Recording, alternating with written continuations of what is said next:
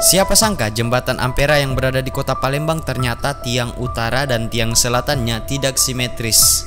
Benarkah demikian? Inilah episode 108, Jembatan Ampera.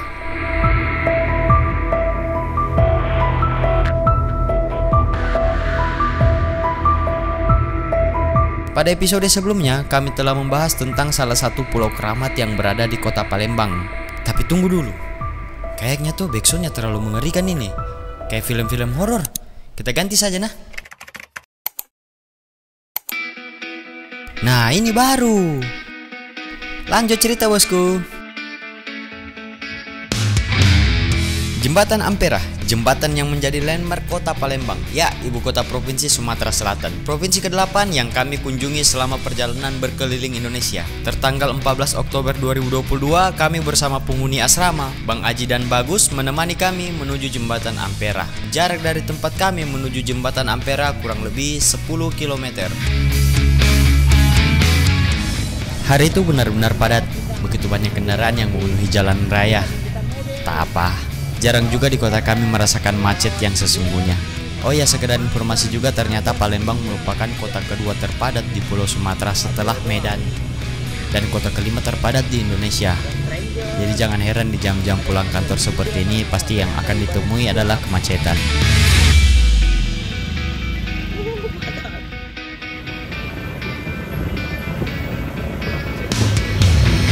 Kata Bang Haji, ada spot yang menarik dan sering ia datangi jika ingin menikmati jembatan Ampera. Tepatnya di Benteng Kuto Besa. Ya, seperti itulah penyebutannya.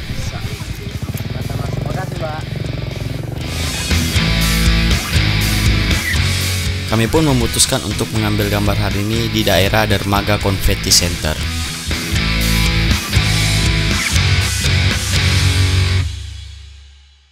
Ampera ini nih ikon kota Palembang. Seperti yang dikatakan Bang Haji, Ampera ini adalah ikon kota Palembang. Ya, tak lengkap rasanya jika ke Palembang belum main ke jembatan Ampera. Kali ini tim Mengenal Indonesia akan memperkenalkan salah satu keajaiban arsitektur yang menjadi ikon kota Palembang di Indonesia, Jembatan Ampera. Awalnya diberi nama Jembatan Bung Karno untuk menghormati presiden pertama di Indonesia. Namanya kemudian diubah menjadi Jembatan Ampera setelah pergantian rezim pada tahun 1966. Ampera merupakan singkatan dari Amanat Penderitaan Rakyat. Nama baru ini membawa makna mendalam tentang perjalanan dan perubahan dalam sejarah bangsa Indonesia. Jembatan Ampera yang diresmikan pada tahun 1965 memainkan peran dalam sejarah Palembang. Jembatan ini menghubungkan dua wilayah kota Palembang yang terbagi oleh Sungai Musi, yaitu seberang Ulu dan seberang Ilir, dengan panjang mencapai 1177 meter. Jembatan Ampera adalah jembatan gantung terpanjang di Indonesia pada masa pembangunannya. Salah satu ciri khas yang membuat jembatan Ampera ini menarik adalah dua menara tiang setinggi 63 meter. Menara ini bukanlah hanya elemen struktural, tetapi menjadi simbol keindahan dan kekuatan. Menara tersebut dihiasi dengan relief-relief yang menggambarkan sejarah dan kebudayaan Palembang. Pada awalnya, bagian tengah, bagian belakang, dan bagian depan jembatan ini bisa diangkat ke atas agar tiang kapal yang melewati jembatan tidak tersangkut mengenai jembatan badan. Namun sejak 1970, aktivitas turun naik bagian tengah jembatan ini sudah tidak dilakukan lagi. Alasannya, waktu yang digunakan untuk mengangkat jembatan ini dianggap mengganggu arus lalu lintas di atasnya. Katanya terlalu lama, membutuhkan waktu sekitar 30 menit.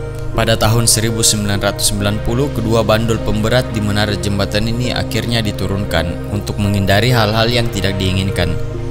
Satu fakta struktural yang menarik adalah perbedaan panjang tiang sisi utara dan selatan jembatan.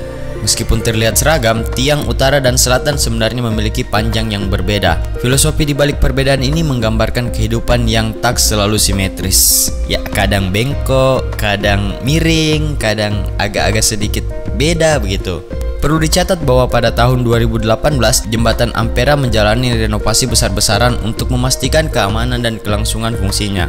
Renovasi tersebut mencakup perbaikan struktur, peningkatan estetika, dan penggunaan teknologi baru dalam pemeliharaan jembatan. Sebagai ikon kota Palembang, Jembatan Ampera juga menjadi daya tarik wisata yang populer. Setiap malam jembatan ini diterangi oleh lampu yang berwarna-warni. Itulah sedikit ulasan dari kami, semoga bisa menambah wawasan kalian atau hanya menjadi hiburan semata. Supra Bapak kembali menemani tim mengenal Indonesia. Kita balik Bang ya. Sudah selesai PR kita.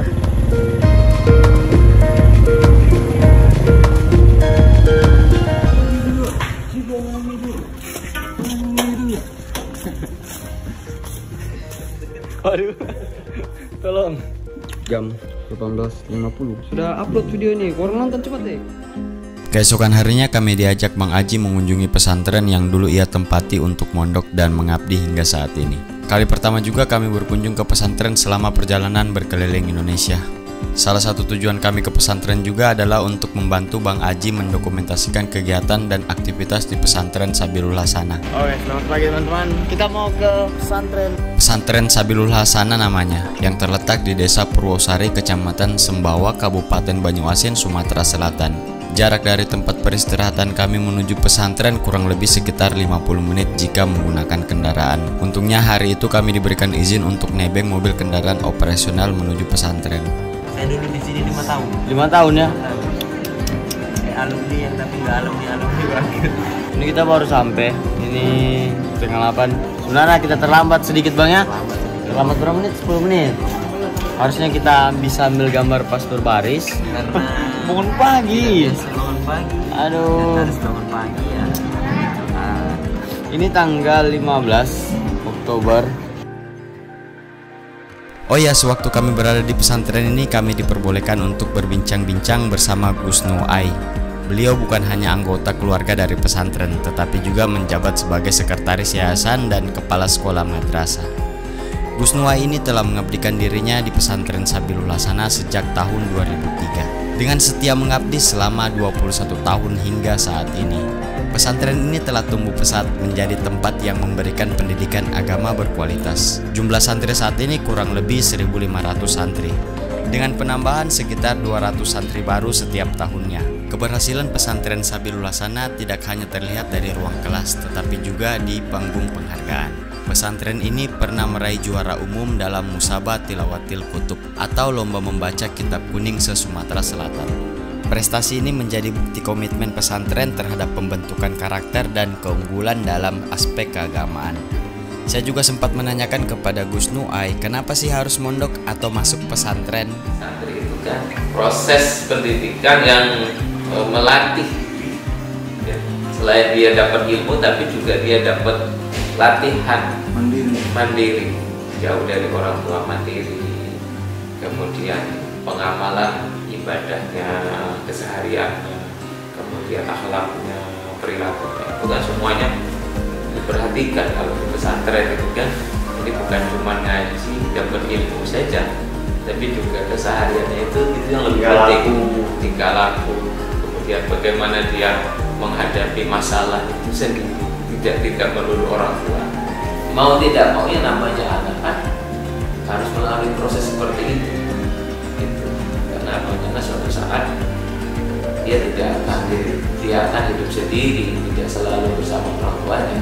Pesantren Sabilul Hasanah di Kota Palembang bukan hanya sekedar lembaga pendidikan agama, melainkan juga menjadi tempat di mana spiritualitas, ilmu pengetahuan, dan karakter berkembang seiring. Jadi kita akan balik lagi ke pondok tempat kita istirahat.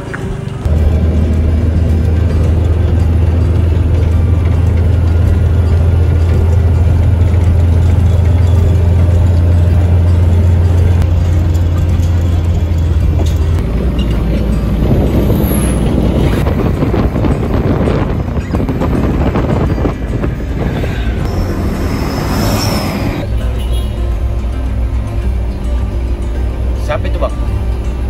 Siapa yang tidak kenal dia, pedagang banyak gawe kecil kena marah terus kayak indah nunggu turunkan BBM. Mantap Om.